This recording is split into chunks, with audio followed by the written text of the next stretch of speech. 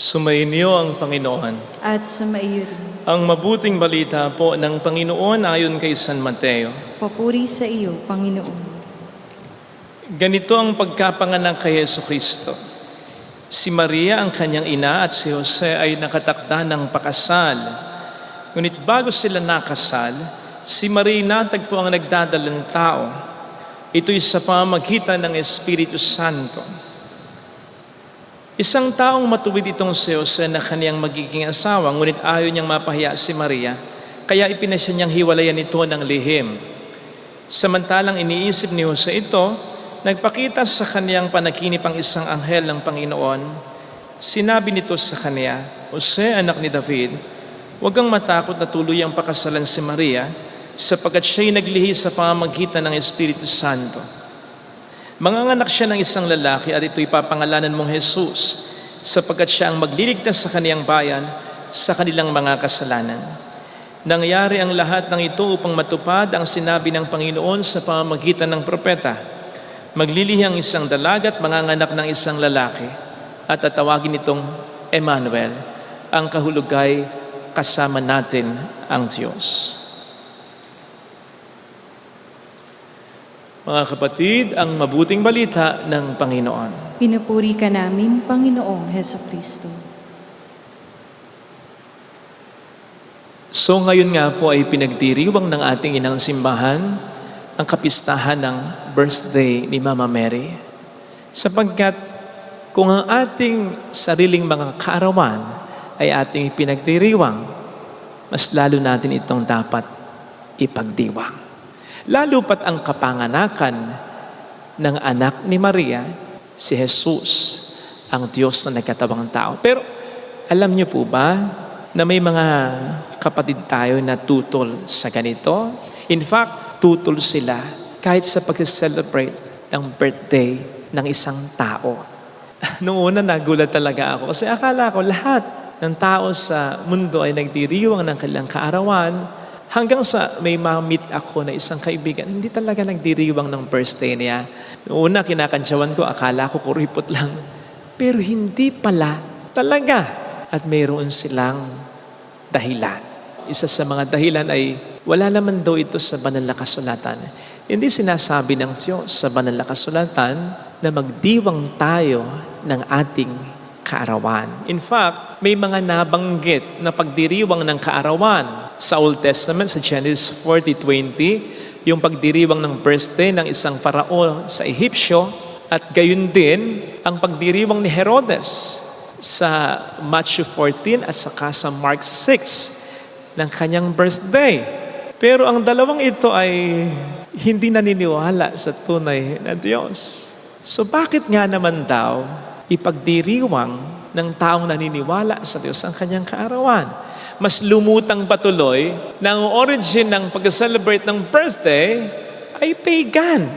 Hindi nga naman daw nagdiwang ng birthday si Kristo kasama ng kanyang mga disipulo at maging ang kanyang mga sariling disipulo. So bakit tayo na sumusunod at naniniwala sa Diyos na si Kristo ay magdiriwang ng ating kaarawan sa mundong ito? Hindi po ako narito para pabulaanan yan sapagkat gaya ng sabi ko, mayroon namang dahilan.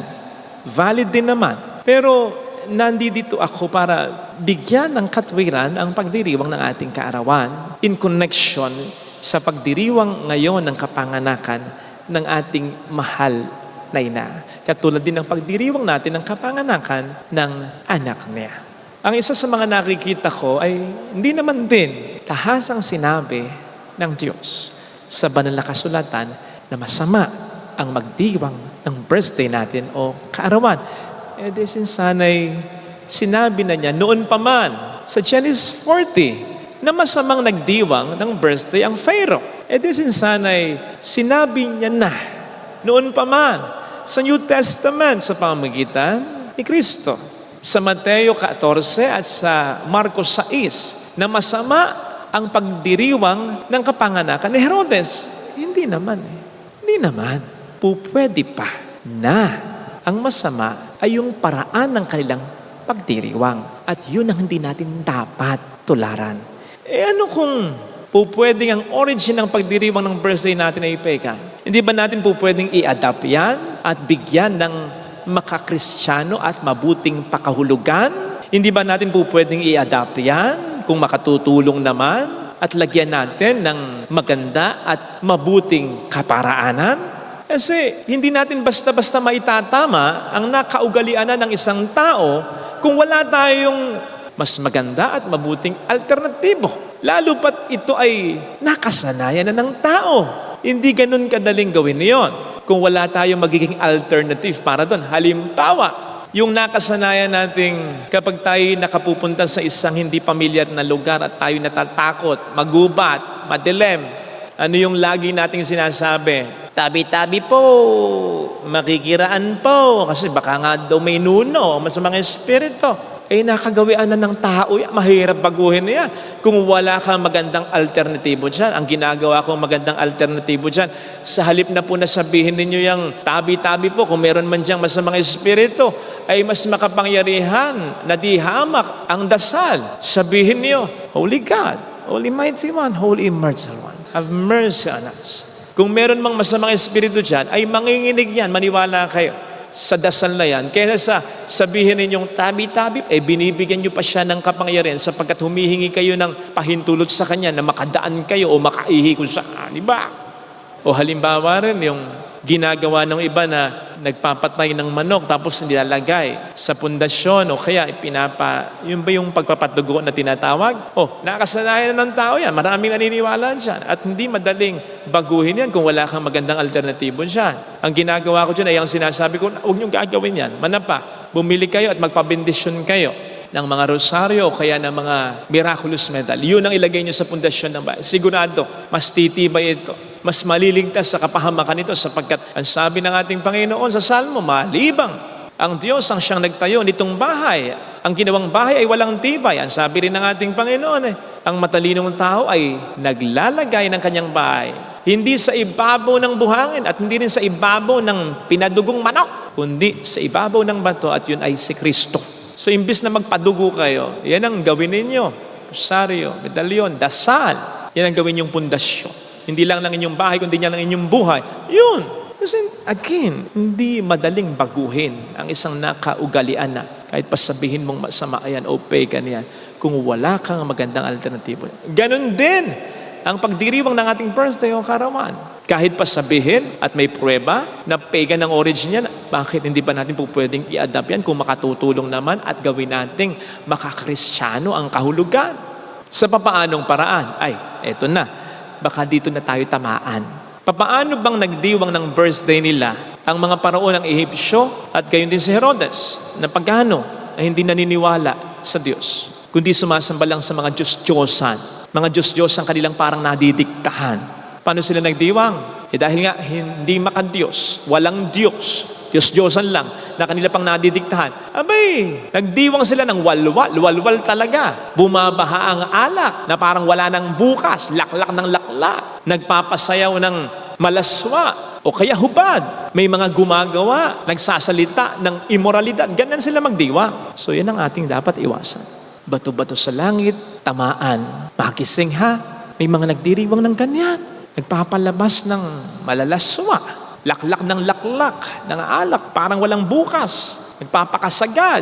Yan yung pagdiriwang ng kaarawan na malapagano. Yan ang ating iwasan. Hindi nakalulugod sa Diyos yan. Gayon din naman ang pagdiriwang ng mga pagano ay yung pagtataas ng sarili. O hindi nga ba't ang mga pagano, lalo na ang mga Romano, ang mga Ehipsyo, dinudiyos din ang sarili nila Ganon din naman si Herodes, di ba? Mataas ang tingin sa kanilang sarili. Kaya nagdiriwang ng kaarawan, yung pagdiriwang na yon ay para itaas pa ang kanilang sarili. Para mas matanyag pa, para mas pag-usapan pa, para mas hangaan pa, para mas palakpakan pa, para pakainin pa nila ang pride o ego nila.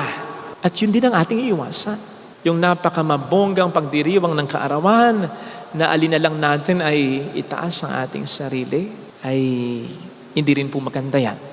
Lalo pat hindi natin sasaliwan ng pagkakawang gawa man lang.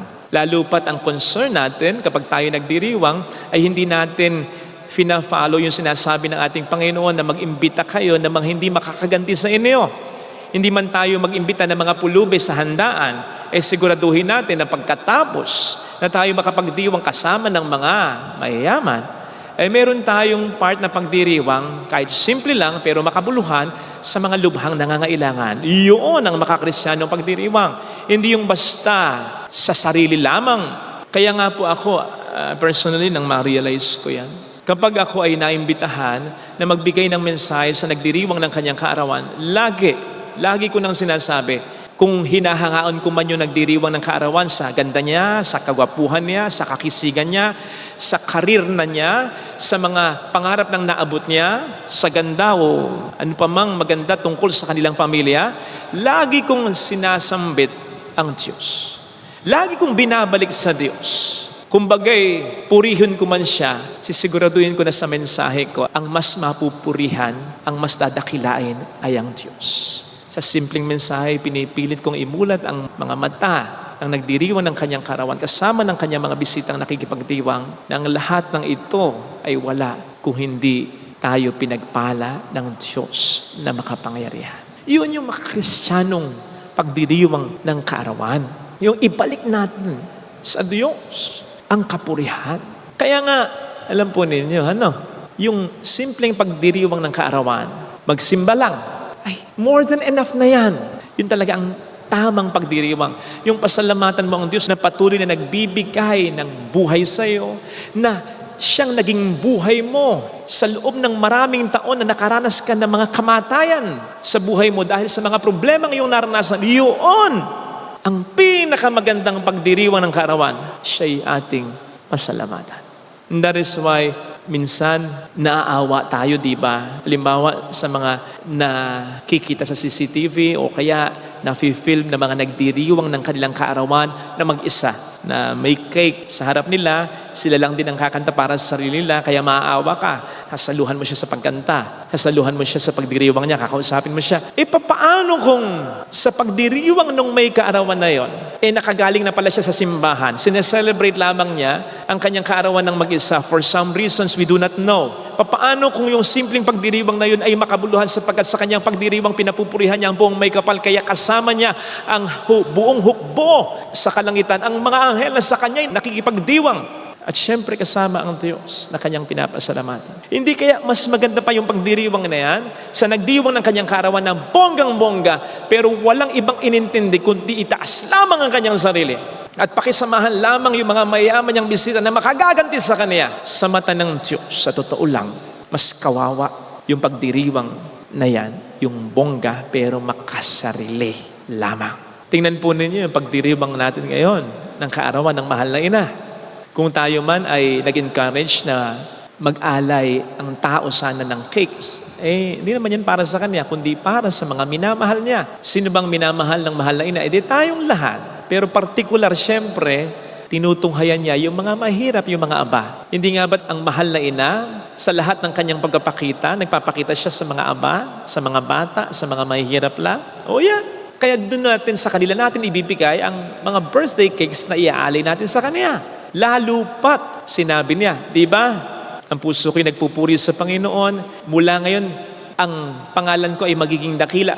Dahil sa mga dakilang bagay na ginawa sa akin ng Diyos na makapangyarihan, banal ang kanyang pangalan. Kaya ngayon, ang kanyang kaarawan ay ating pinagdiriwang, hindi dahil sa kanya, kundi dahil sa mga dakilang bagay na ginawa ng Diyos para sa kanya.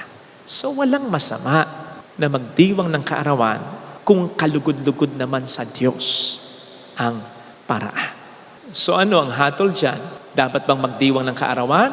Bahala kayo, trip-trip lang yan. Hindi, ang punto ko ay ganito.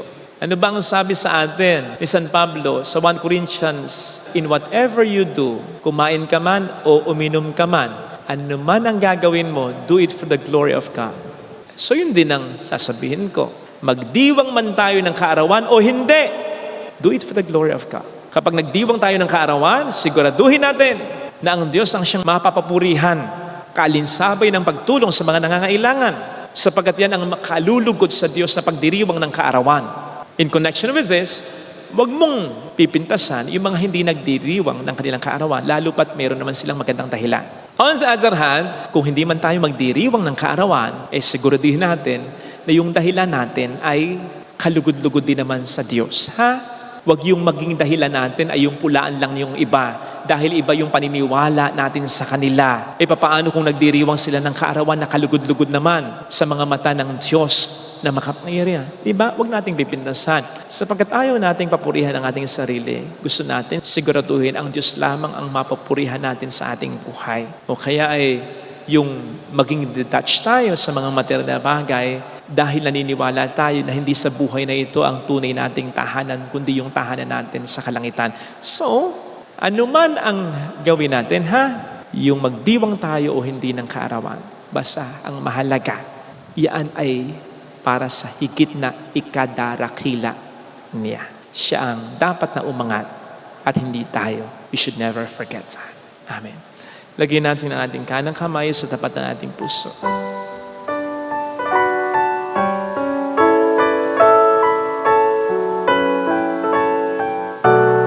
Awitin natin. Alam kong may magagawa ang Diyos.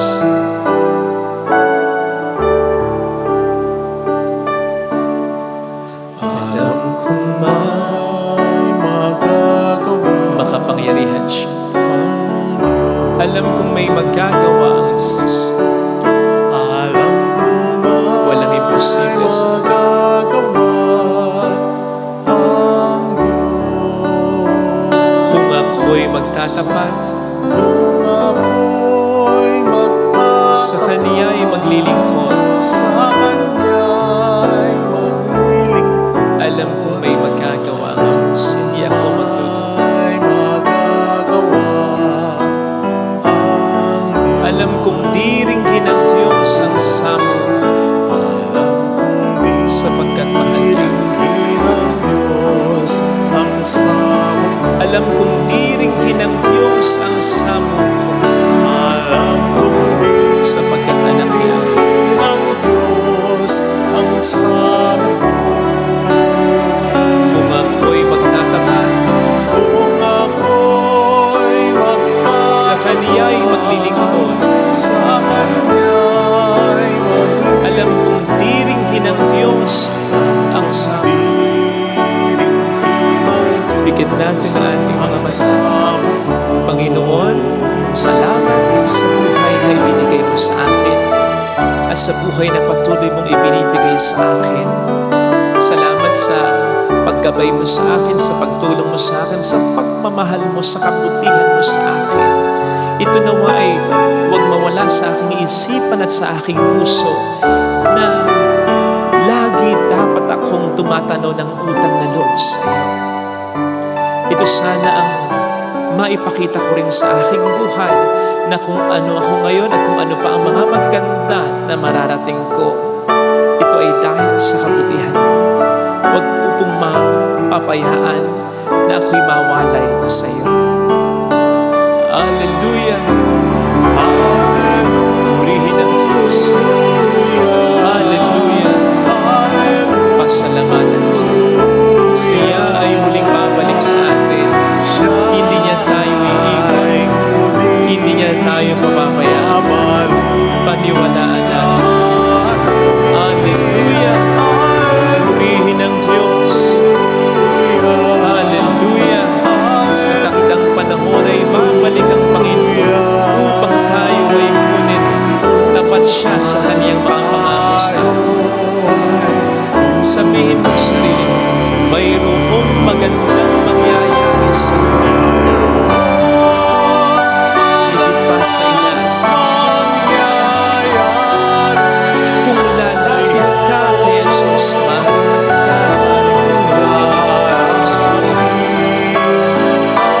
huwag kang mapagod na maging biyaya at sa tunay ng ito, mayroong magandang mangyayari sa iyo. May magandang plano ng Diyos kung bakit kanyang buhay at patuloy na binubuhay. Kung lalapit ka kay Jesus, alamin mo yun. At sa tulong ng Diyos, i-accomplish mo yun. Hindi ka papapayaan ng Panginoon. Papuri sa Ama at sa Anak sa Espiritu Santo. Kapala ng sa unang-una ngayon, magpakailanman at magpasa walang hanggan. Amen. Pag-aaral.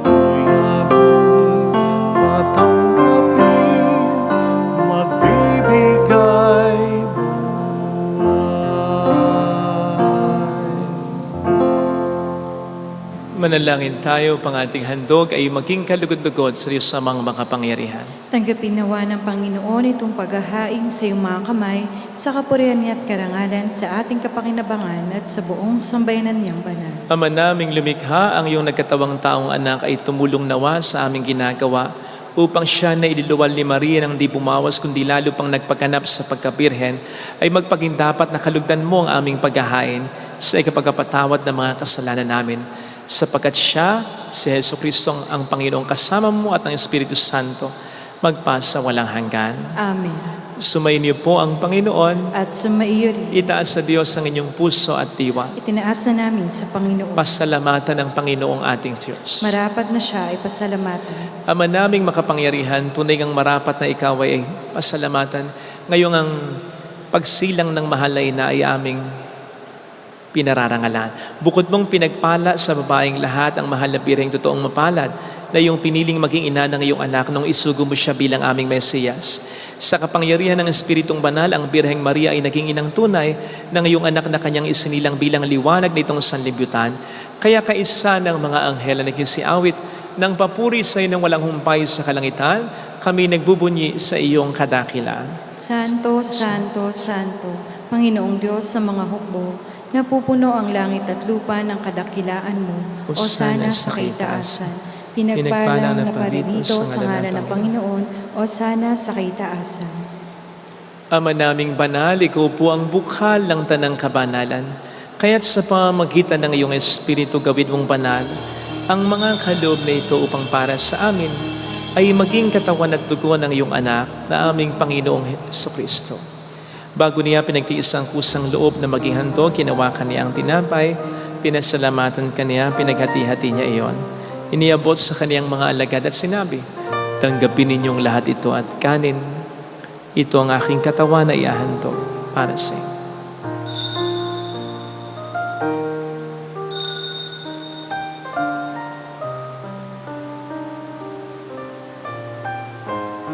Ngayon din naman ang matapos ng hapunan, hinawakan niya ang kalis, muli kaniyang pinasalamatan. Iniabot niya ang kalis sa kaniyang mga alagad at sinabi, tanggapin ninyong lahat ito at inumin. Ito ang kalis ng aking dugo, ng bago at walang hanggang tipan.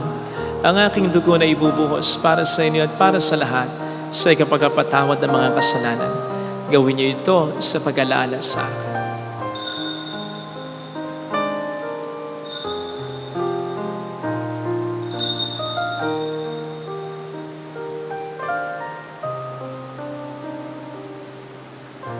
Ipagbunyi natin ang misteryo ng ating pananampalataya. Si Kristo'y namatay, si Kristo'y nabuhay, si Kristo'y babalik sa wakas ng panahon. Ama, ginagawa namin ngayon ang pag-alaala sa pagkamatay at muling pagkabuhay ng iyong anak. Kaya inialay namin sa iyo ang tinapay ng buhay at ang kalis ng kaligtasan. Kami po'y nagpapasalamat dahil kami iyong minarapat na tumayo sa harap mo para maglingkod sa iyo. Kasi sinasamo namin kami na magsasalo sa katawan at dugo ni Kristo ay mabuklod sa pagkakaisa sa pamamagitan ng Espiritu Santo. Ama, lingapin mo ang iyong simbahang laganap sa buong daigdig, puspusin mo kami sa pag-ibig. Kaysa ni Francisco na aming Papa, ni Dennis na aming Obispo at ng Tanang Kaparian. Alalahanin mo mga kapatid naming nahimlay nang may pag-asang sila'y muling mabubuhay, lalo ng aming mga ipagdarasal. Saglit tayong yumuko, ipagdasal natin ang ating mga minamahal na yumauna. Kawaan mo sila at patuloyin sa iyong kaliwanagan. Kawaan mo at pakingtapatin kaming lahat na makasalo sa iyong buhay na walang wakas.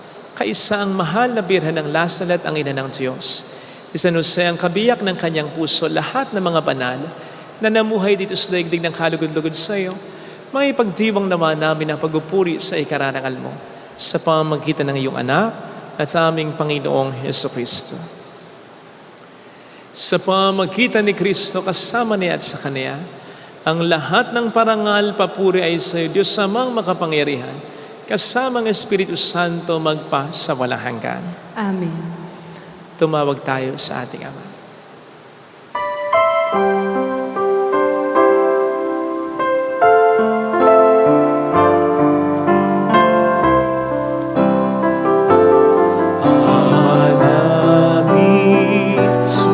Sa langit ka, sambahin ang ngalan mo.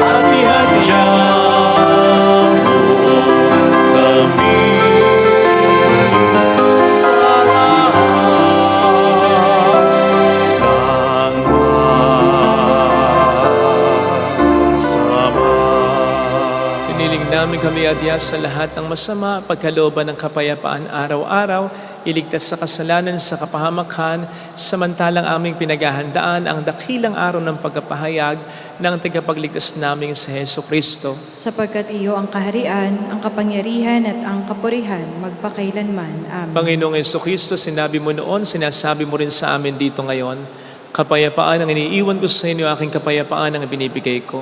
Tunghayin mong aming pananampalataya, wag ang aming pagkakasala.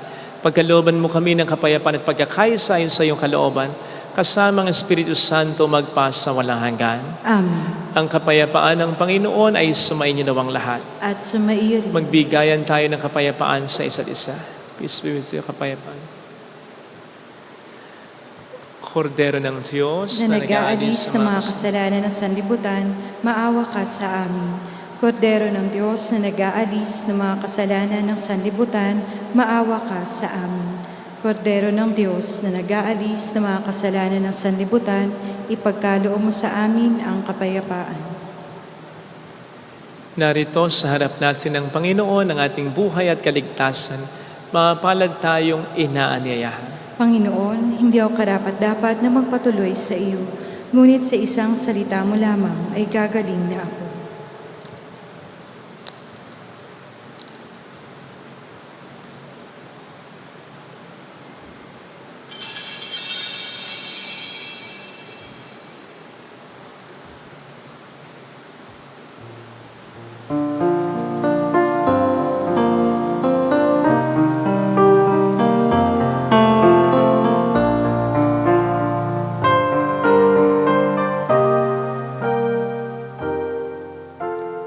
Gising sa umaga, kay ganda, kay ganda.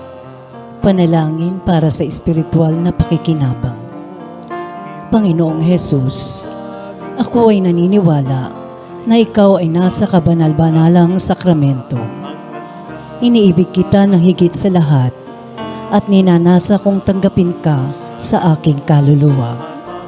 Sapagkat sa mga sandaling ito, hindi kita matatanggap sa sakramento. Tumuloy ka sa espiritu sa aking puso. Niyayakap kita na parabang naririto ka na. Inaalay ko ng buong buo ang aking sarili sa iyo.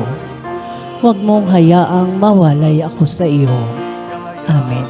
Ang nadarama, bagong pag-asa ang nakikita.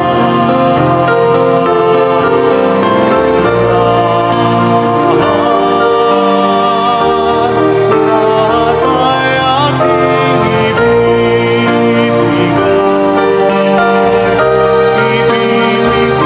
pati aking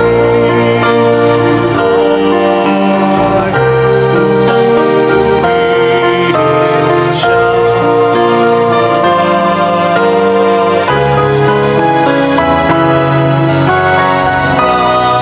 Lahat ay aking ibibigay pati aking buhay upang purihin siya.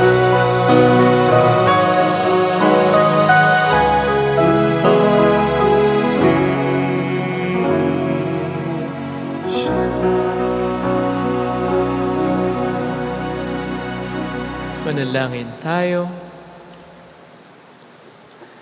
Ama naming mapagmahal, pasayahin mo ang iyong sambayanan na pinapagsalo-salo mo sa piging na banal sa kapistahan ng pagsilang ni Mariang Birheng Mahal na siyang pag-asa ng sanlibutan at bukang liwayway ng kaligtasan sa pamamagitan ni Heso Kristo kasama ang Espiritu Santo magpasa walang hanggan. Amen. Holy God, Holy Mighty One, Holy Immortal One. Have mercy on us and on the whole world. Holy God, Holy Mighty One, Holy Immortal One. Have mercy on us and on the whole world. Holy God, Holy Mighty One, Holy Immortal One. Have mercy on us and on the whole world. Jesus, King of Mercy, We trust in you.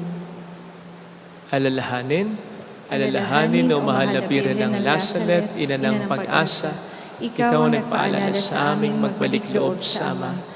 Ito ang nagpapatunay na kagandahang loob mo'y nanatiling busilak sa pag-aaruga mo sa amin, tungkulin mo'y tinupad. Sa paanan ni Kristo'y itinuring mo kaming mga tunay mong anak. Kaya ninais mong ni Isa'y huwag mapahamak.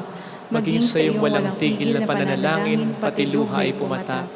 Huwag nawang mawalan ng saysay ang iyong paghihirap.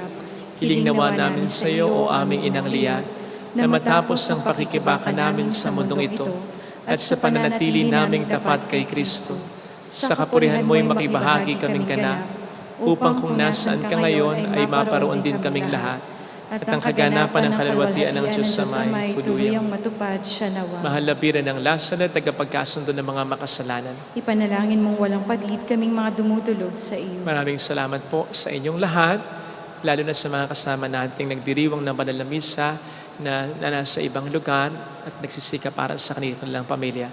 Ang laso po na ito ay para sa inyo. Sumainyo ang Panginoon, At sumaiyo din. pagpalain kayo kasamang ating pamilya na mapagmahal at Diyos ng Ama at ng Anak at ng Espiritu Santo. Amen. Umayo tayo sa kapayapaan ni Kristo. Salamat sa Diyos.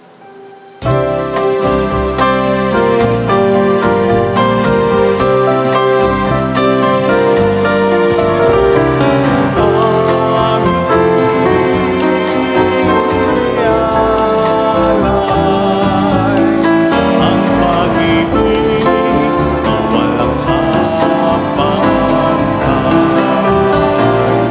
Bakit sarap mabuhay kung may nagmamahal.